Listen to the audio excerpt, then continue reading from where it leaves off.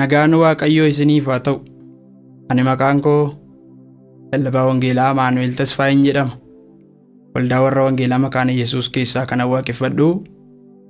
Guyyaa har'aas jaalala Waaqayyoo taanaan sagalee Waaqayyoo walii wajjin hin barannaa. Barsiisaa yookiis lallaboota karaa Ifakeet miidiyaa kanaan isin bira ga'aa jiru. Yeroo mata dureen isaa isin bira ga'u, mata dureen kun maal ibsa jettanii hamma dhuma sa'aatiitti otoo hordoftanii gidduun isaa maal jedhaa, mata dureen kanaan ka'eera, xumurri isaa immoo maal ibsaa jedhanii yoo bira ga'an gaariidha. Sababiin isaa wanti tokko waan ka'eef qabaa, erga ka'e immoo garatti adeemu qabaa, waan keessa deemus qabaa jechuudha. Tole, guyyaa har'aas sagalee Waaqayyoo walii wajjin hin barannaa. Sagalee Waaqayyoo walii wajjin barannu Seera Uumamaa boqonnaa 3 lakkoofsa 13 kaasee nan dubbisa. Akkas jedha: yommus Waaqayyo Gooftaan dubartittiidhaan, "Wanti ati goote kun maalinni?" jedhe. Dubartittiinis, "Bofichi na sossomnaan nyaadhee" jette. Akka Waaqayyoo sagalee isaa nutti dubbatuuf Waaqayyoon kadhanna. Ati danda'aadha Gooftaa, qajeelaa kan taate, qulqulluu kan taate, mudaa kan hin qabne. Qulqulluu ta'uu keef galata sii dhi'eessinaa. Maqaa Gooftaa keenya Fayyisaa keenya Yesuus Kiristoosiin galanni siif haa ta'u. Ati qulqulluudha, hojiin kee mudaa hin qabu, gochi kee mudaa hin qabu. Waan jiraanne duwwaaf utuu hin taane waan ati qulqulluu taateef si galateeffannaa. Maqaa Yesuusiin galanni siif haa ta'u. Ammas si kadhanna saayitii kanaa gaarummaa keetiin, araara keetiin, hafuura qulqulluu keetiin akka nu barsiiftuuf yaa Waaqayyo yeroo kana dabarsinee sitti laannaa. Harka kee jalatti walitti nuuf qabi. Hafuura qulqulluu keetiin nu barsiisi. Aangoon seexanaa, hojiin jallinaa, fagoof dhiyoo taa'ee sagalee kee dura goruu, sagalee kee ittisuu, nama keessaan fagoorraa, galaanarraa, cirracharra dhaabatee, garaa galaanaa keessaa lafarra dhaabatee qilleensota kanas to'atanii kan jiran amma garuu sagalee keetiin kan kufe haa ta'u. Maqaa Yesuus Kiristoosiin nutti dubbadhu. Ameen. Kutaa ani amma dubbisee Seera Uumamaa boqonnaa 3 lakkoofsa 13. Yommus Waaqayyo Gooftaan dubartittiidhaan, "Wanti ati goote kun maalinni?" jedhe. Dubartittiinis, "Bofichi na sossomnaan nyaadhee" jette. Kutaa kanaa asuma bakkuma kana qofaan fudhadhe osoo hin taane guutummaatti boqonnaa kana ka'umsa isaatii ka'ee hunduma isaa fudhadhee garuu mata duree kanaa wajjin kan wal qabatu bakka kana gatii ta'eef isin hunduma isaa kana dubbifachuu dandeessu yeroo biraa. Haa ta'u garuu kutaa kana amma fudhannee amma Waaqayyoo nu gargaaree walii wajjin sagalee Waaqayyoo dhageenya. Mata duree ani isiniif kennu cubbuu mataa dhokfatee jireenya fakkaatu kan jedhu irratti sagalee Waaqayyoo walii wajjiniin dhageenya. Bakka kanatti namoota argaman warra jannata keessatti yeroo jalqabaatiif Waaqayyo isaan kaa'e Addaamiif Hewwaaniin argina. Isaan kana biras immoo utuu diinummaan hin uumamin duraanii bofti jira, mukeetiinis jiru. Kana keessatti Waaqayyo ajaja tokko kenneeraaf. Innis inni mukeetii iddoo dhaabaa wayinii kana keessa jiran irraa ija isaanii nyaadhaa.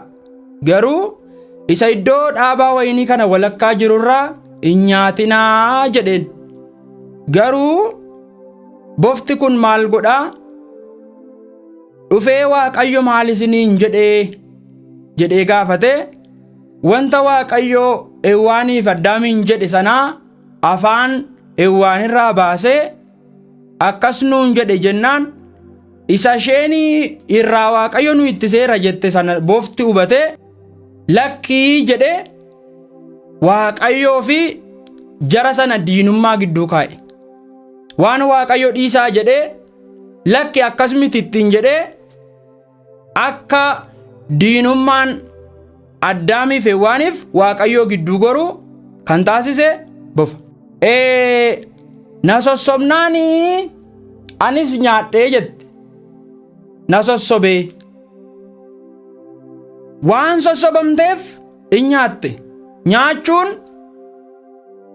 namummaa fidha. Namummaan foonii nyaachuu barbaada yoomiyyuu.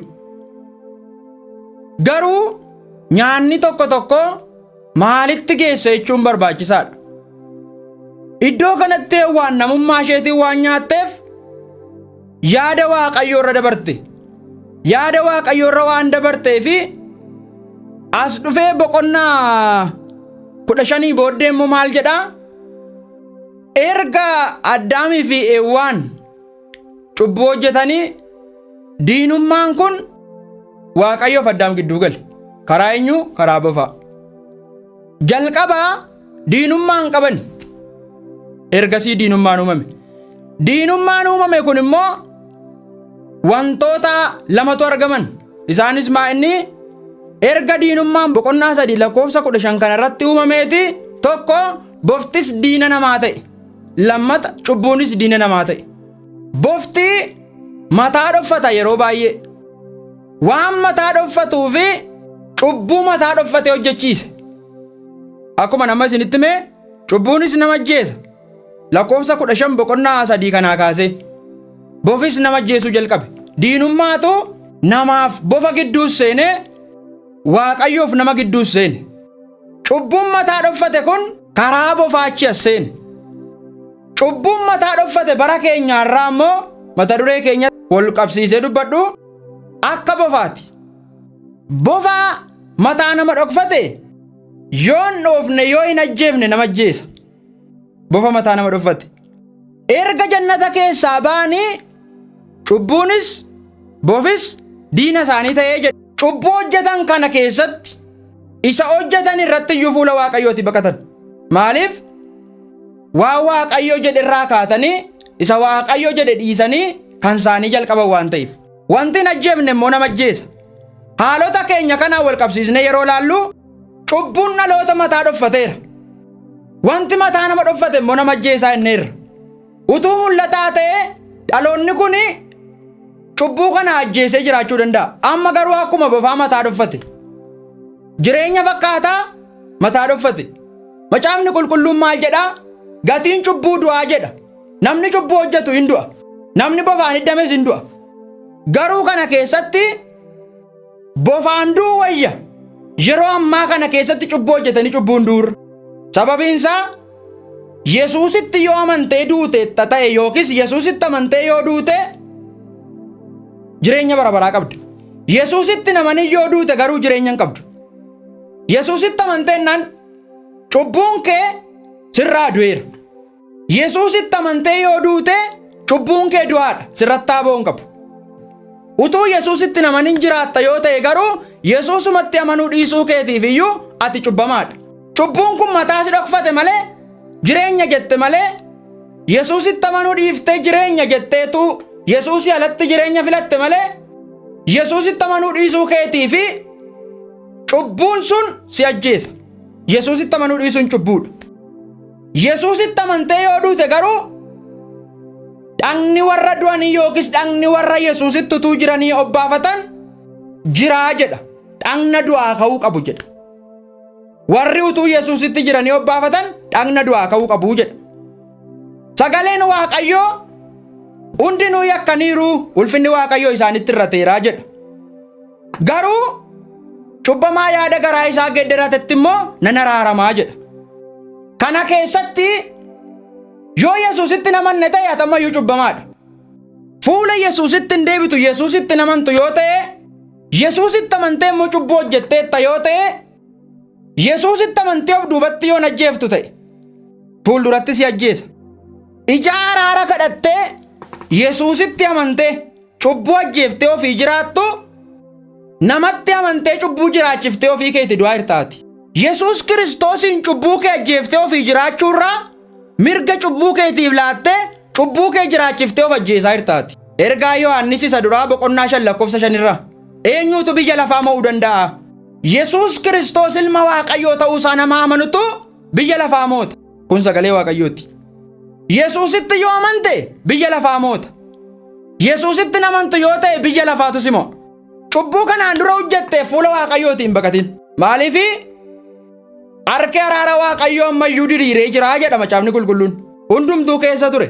Keessuma turree garuu har'a Yesuusitti amannee araara kadhannee cubbuu fuulduratti nu ajjeesuuf ture dugda duubatti ajjeefne fuulduratti jiraachuudhaaf abdii qabna. Yesuusitti amanne. Yesuusitti namantu yoo ta'e cubbuun kee ammayyuu jira. Darbees jira. Yesuusitti amantee cubbuu kanaan dura hojjette yoo ajjeeftu ta'e fuulduratti si ajjeesa. Biyya lafaa kanatti ittiin mootu Yesuusitti amanteeti. Yoo biyya lafaa hin mootu ta'e biyya lafaatu si mo'a. Biyyi lafaa si moonaan immoo si miidha. Si ajjeesa biyyi lafaa. Yesuusitti namanta yoo ta'e garuu biyya lafaa moota. Biyya lafaa hin moota. Yesuusitti namantu yoo ta'e biyyi lafaa si mo'a. Biyyi lafaa si moonaan ati biyya lafaatiif mo'amnaan yookiin namatti amantaa yookiin ofitti amanta. Yookiin dhagaatti amantaa yookiin mukatti amanta. Yookiin lagatti amanta. Yesuusitti namantu yoo ta'e. Nama ta'ee lafarratti kan dhalate immoo jedha sagalee Waaqayyoo hundumtuu cubbamaadhaa jedha Macaafni Qulqulluu. Iddoo tokko tokkotti immoo wanti nuyi arginu namoota namatti amanan agarra. Namatti yoo amante namni sii du'u hin jiru. Namatti yoo amante namni sii du'es hin jiru. Garuu dhugaan qabatamaa jiru Yesuus Kiristoos ilmaan namootaaf jedhe namummaadhaan dhufee nuu du'eera. Hin gowwomin. Namatti namanin. Namni sii du'e hin jiru. Ofitti si namanin ofiin kee immoo si ajjeesa. Maaliif? Biyya lafaa akka inni si mo'u godha waan ta'eef. Waan biraatti namanin Yesuusitti amani. Yesuusitti yoo amante isa fuulduratti si ajjeesuudhaaf jechaa jiru ajjeeftee jiraatta. Akkas jedha Macaafni Qulqulluun. Qolaasaayis boqonnaa 2:14 waan nu irratti caafame isa nutti hin tolin sana waan inni karaa seeraa nurraa barbaadu wajjin iddoo isaatii balleessuu isaatiin fannootti cinqaarseera jedha. Isa nurratti caafame iddoo isaatii balleesseera. Garuu sagalee kana booddee yeroo kana booddee isatti ofirratti caaftu immoo eenyu balleessa? Isa sirratti caafame eeyyee sirraa balleesseera. Garuu sichi isatti ofirratti caaftu namni sirraa balleessu hin jiru. Sitti ofirratti caafaa jira. Yeroo tokko tokko Yesuus Kiristoosiin qulloofneerraa fayyineerraa iddoo tokko tokkotti immoo jedhama. Dhugaan jiru garuu kana miti. Lammaffaa Xiimotewos boqonnaa 1:9 yoo fudhannee ilaalle Waaqayyo nu fayyisee isaaf immoo akka qulqulloofnuuf nu waamee jedha. Eeyyee Waaqayyo nu fayyiseera. Yesuus Kiristoos nu qulleesseera. Garuu maaltu hafa yoo jette qulqullummaan si hafa. Qulloofteetta qulqullummaan si hafa. Isaaf akka qulqulloofnuuf jedha waan ta'eef. Ameen. Kanaafiyyuu isa sirratti caafame Waaqayyo sirraa kaaseera karaa ilma isaa Yesuus Kiristoosiin. Sichi garuu isatti ofirratti caaftu wanti sirraa kaasu hin jiru. Si caafe ka jaallate. Garuu cubbamaa yaada garaa isaa geeddiratetti nan araarama waan jedhuufi yoo araara kadhatte hafuura qulqulluun geggeeffamte waan balleessite kana balleesseera jette garaa Waaqayyoo bara baraan iyyuu araara qabeessa. Araara qabeessa. Isa ofirratti caafte kana fuula Waaqayyootti deebite araaraan ofirraa hin kaastu yoo ta'e sirratti caafameera sumaan si ajjeesa. Kanaaf isa sirratti caafame sirraa kaaseera. Sichi immoo ofirratti hin caafin isa si ajjeesu. Yesuusitti amani. Yesuus Kiristoos siif jedhee du'eera. Erga itti amante immoo isaaf qulqullaa'e jiraadhu. Namni sii du'e hin jiru. Namummaa foonii uffatee garuu Yesuus sii du'eera. Sichis namni sii du'u hin jiru. Namatti namanin. Siin du'u hin soba. Namni sii du'es hin jiru. Garuu Yesuus qofaatu sii du'e. Waa'ee keef jedhe. Isatti yoo amante garuu cubbuu fuulduratti si ajjeesuuf jedhu hin ajjeeftaati. Illaatiniif cubbuu keetiif mirga. Yesuusitti amani. Inni jireenya. Yesuus jireenya. Luqaas boqonnaa 11 lakkoofsa 27 irraa yoo laalle dubartii tokkotu akkasittiin jette gooftaa Yesuusiin. Maal jetti? Armi ati hootee guddattee fi gadameessi si baate akkam gammaduu jette. Yesuus immoo caalaadhumatti immoo jedhe. Caalaadhumatti immoo warri dubbii Waaqayyoo dhagaanii hojiirra oolchan akkama gammadanii jedhe.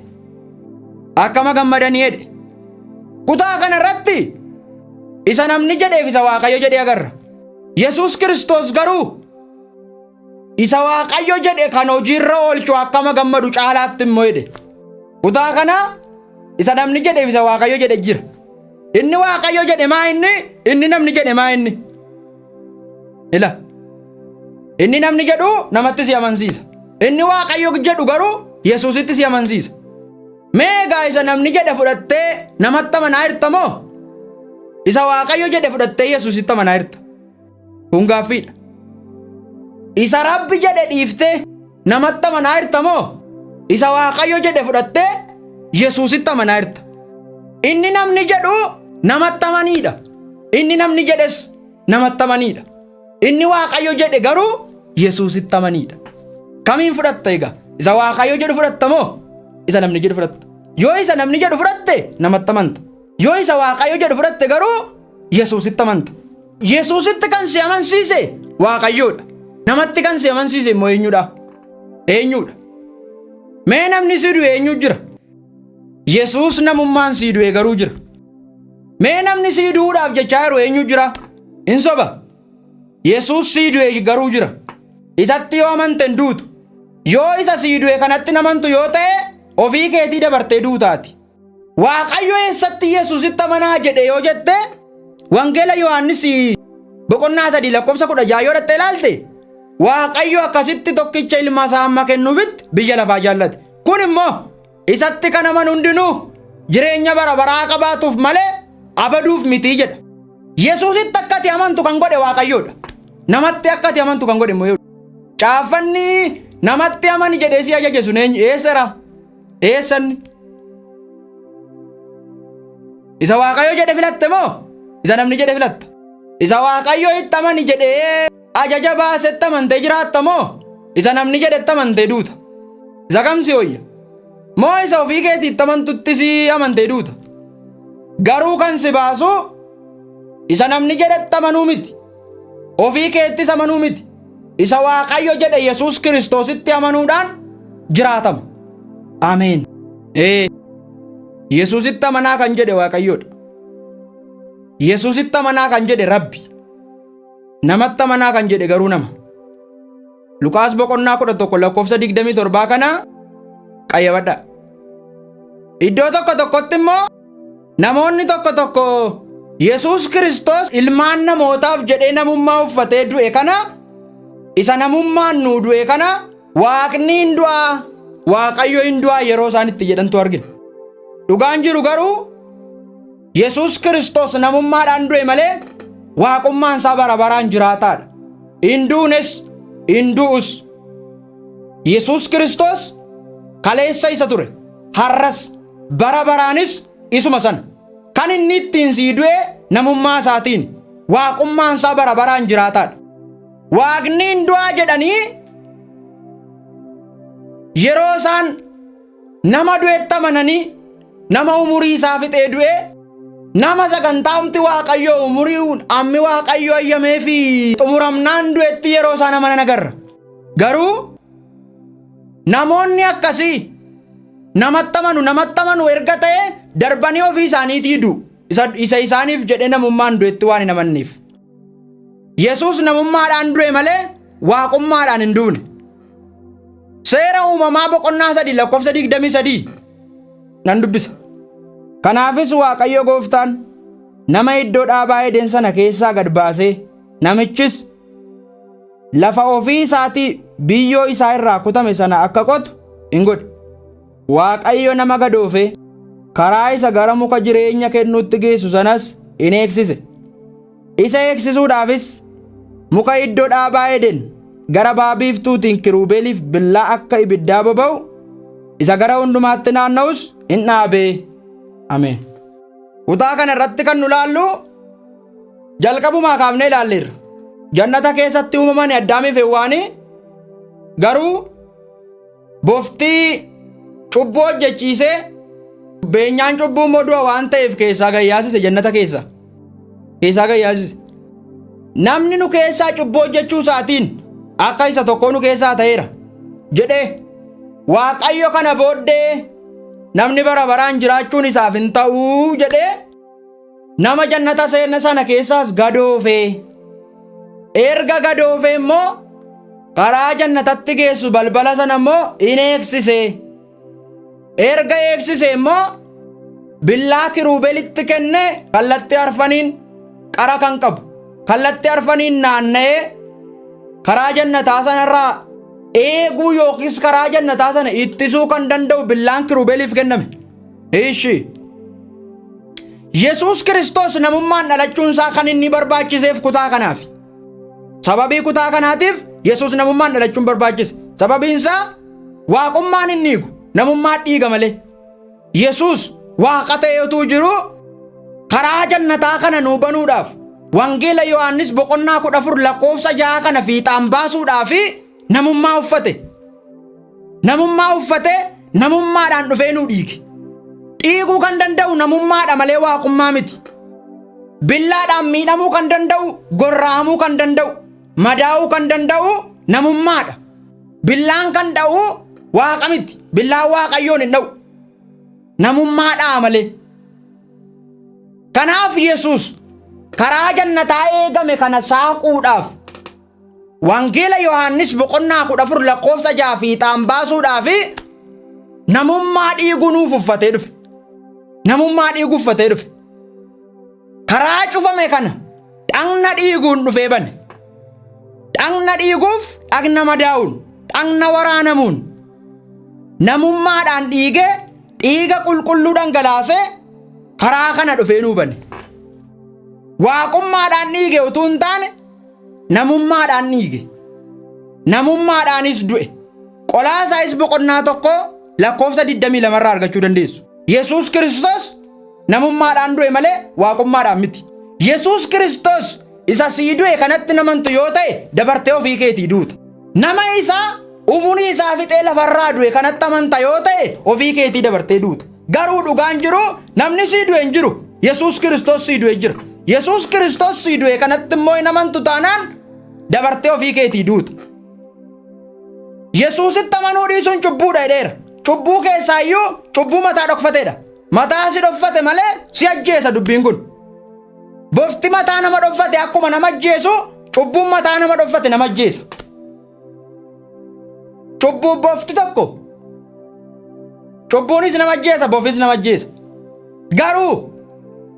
Garuu Yesuus Kiristoos isa sii du'etti amani cubbuu kee ajjeesi. Yesuusitti amanuu dhiisuun cubbuudha waan ta'eef. Sababni isaa Waaqayyo abbaatu Yesuusitti amanaa jedhe. Ajaja Waaqayyoo raawwachuu yoo barbaadde, ajaja Rabbii raawwachuu yoo barbaadde Yesuusitti amani. Yesuusitti yoo amante immoo inni sii du'eera. Dabartee hin duutu, dabartee jiraatta malee. Ameen. Yesuus namummaa uffatee nuu du'e malee waaqummaa miti jenne. Iddoo kana kan nuu dhugoomsu kutaa macaafa qulqulluu keessaa Yesuus namummaan nuu duusaa kan ibsu tokkoffaa Phexros boqonnaa 4 lakkoofsa 1 dubbifadhaa. Qolaasaayis boqonnaa 1 lakkoofsa 15 hanga 20. Tokkoffaa Xiimotewos boqonnaa 3 lakkoofsa 16. Tokkoffaa Xiimotewos boqonnaa 2 lakkoofsa 5. Qolaasaayis boqonnaa 2 lakkoofsa 9. Kanaafiyyuu Yesuus battala tokkotti nama guutuu waaqa guutuudha. Waaqummaan isaa bara baraan jiraataadha. Namummaan isaa immoo sababii makeetiif dhufee du'e. Sababii makeetiif. Yoo itti namantu ta'e filannoon kan keetii dabartee duuta. Qaamni ani Waaqayyoodha jedhes hin jiru. Yesuus garuu ani Waaqayyoodha jedheera.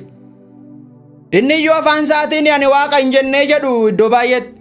Garuu inni immoo ani Waaqa jechuurra darbee iyyuu ani jireenya, ani karaa jireenyaati.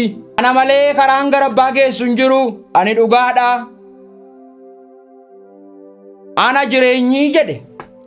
Qaamni akkas jedhe tokko hin jiru hamma ammaatti. Nama ta'e lafa irratti kan dhalate raajonni ergamoonni kamiyyuu ani jireenya, ani karaadha, ani dhugaadha kan jedhe hin jiru. Warra du'an keessaas warra jiran keessaas. Yesuus garuu adda ta'uusaa kan mirkaneessu ana karaan, ana dhugaan, ana jireenyi jedheera. Anis Waaqayyoodha jedheera.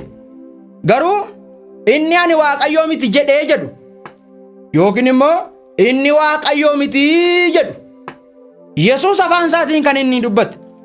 Wangeela Maatiyos boqonnaa 28 lakkoofsa 18 irratti gooftummaan hundinuu Waaqa irratti, lafa irratti anaaf kennameera jedhe. Eeyyee Yesuus Waaqayyoodha. Garuu situ du'ee du'aan ka'u iyyuu siif jedhee dhufee du'ee du'aa ka'e. Utuu Yesuus dhimma kee akkasumatti dhiise ta'e, utuu Waaqayyo dhimma kee akkasumatti dhiise ta'e, hin duuta, du'uun kee beekamaadha. Garuu du'aan kaatu. Garuu sababii ati duutee du'aa ka'uu hin dandeenyeef Yesuus Kiristoos dhagna du'aa ka'uutiin dhufee nuu du'e. Du'uun kee hin oolu. Garuu Yesuusitti amantee yoo duute dhagna du'aa ka'uu qabda. Wangeeluma Maatiyos boqonnaa 4 lakkoofsa 11. Ergamoonni Waaqayyoos dhufanii isaaf ergamaniidha. Yesuus Waaqayyoodha. Yesuus Waaqayyoodha. Garuu namaaf jedhee namummaa uffate. Battala tokkotti nama guutuudha, Waaqa guutuudha. Ameeyye. Kutaa kana kan mirkaneessu ergaa Yihuudaa lakkoofsa 4 dubbifadhaa. Tiitos boqonnaa 2 lakkoofsa 13 dubbifadhaa. Yohaannis boqonnaa 3 16 hanga 21 dubbifadhaa. Wangeeluma Yohaannis kana boqonnaa 14 lakkoofsa 6 kaasaa dubbifadhaa. Tokko kaasaa iyyuu dubbifadhaa. Ajaa'ibni qulqulleessa isaa mudaa qaba. Lakkoofsuma tokko kaasaati Wangeela Yohaannis boqonnaa 14 kana dubbisa. Yoo kana hin amantu ta'e garuu yoo Yesuusitti hin amantu ta'e namatti amantee duuta. Kanuma. Kutaan amma isinii eere kun guutummaanii garaa isin hin ciibsu yoo ta'e lammaffaa Phexros boqonnaa 2 lakkoofsa 12tu fiixaan si baasa. Si xumura, isas si xumura. Isatu siin xumurama utuu hin taane situ isaan xumurama. Lammaffaa Phexros boqonnaa 2 lakkoofsa 12 situ kutaa kanaan xumuramuuf deemaa jira. Yoo itti namantu ta'e. Inni garuu hin xumuramu, bara baraan jiraataadha. Maal jedha kutaan kun? Warri jalqabumaa kaasanii qabamuuf dhalatan, du'uuf dhalatan, ajjeefamuuf dhalatan, inuma ajjeefamu.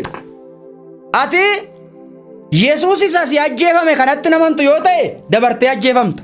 Ajjeefamuuf dhalatte fakkaata. Moo maali? Yesuusitti amani jiraachuu sii wayya. Isa siif qabame kana dhiiftee nama isa seenaa kee har'a waan tokko iyyuu hin beeknetti amanta yoo ta'e ati qabamuudhaaf dhalatte. Yesuus garuu harka Yihuudootaatti sii qabameera. Yoo isa sii madaa'e kana Yesuus Kiristoositti namantu ta'e ati duudhaaf dhalatte. Innis maa inni namatti amantee duuta. Namatti yoo amante namni sii du'u sichi hin jiru. Kanaafuu du'aaf dhalatte ati. Garuu sii wayyu. Kottuun du'ini Yesuus sii du'eera. Yesuus jireenya. Yesuusitti amanuu dhiisuun cubbuudha jedheera. Cubbuun kun immoo mataa dhoffateera. Wanti mataa dhoffate immoo nama ajjeesa akka bofaati. Bofti mataa si dhoffate yoo mataa san dhooftu ta'e iddinaan si ajjeesa. Yoo dhoofte garuu ajjeefta. Akka itti cubbuu si ajjeesuuf jechaa jiru kana ajjeeftuun sitti hima. Yesuusitti amanuu. Yesuusitti yoo amante cubbuu si ajjeesuuf jedhu kana hin ajjeefta. Kottu mataa sin dhoffatini. Yesuusitti amani. Si ajjeesuuf jechaa jira mataa si dhoffate. Cubbuun kun mataa si dhoffate malee Macaafni qulqulluun beenyaan nama cubbuu hojjetu du'aadha. Kanaafuu cubbuun kun si ajjeesuurra Yesuus Kiristoositti amanii cubbuu kee ajjeesi ofii keetti jiraadhu. Namni Yesuusitti amanu isa isaa du'e kanaan cubbuu isaa ajjeese darbee Yesuusii wajjin jiraata. Yesuusitti namantu yoo ta'e cubbuun kee jira, cubbuun kee jiru kun immoo si ajjeese ofii jiraata. Kottee egaa mirga cubbuu keef hin kennin. Yesuusitti amani cubbuu kee ajjeesi. Si wajjin jiraata. Cubbuun hin adabama. Cubbuun adabamuun isaa dirqama. Cubbuu kee hin ajjeefte yoo ta'e cubbuun hin jiraata. Cubbuu kan ittiin ajjeesan Yesuusiin. Yesuusitti amananii. Kanaaf namni dhalate kamiyyuu du'an barbaadu. Hin gowwomin. Du'urraa jiraachuu sii wayya. Sagalee guyyaa har'aa suma irratti hin dhaabaa. Eebbifamaa guyyaa biraa mata duree biraatiin walitti deebi'uu dandeenya. Waaqayyoon kadhannee walitti qabna. Amma yoo wanaatti waan nu wajjin jirtuuf gaarummaa keetiif, araara keetiif, oolmaa keetiif sagalee kee ergitee waan nu fayyifteef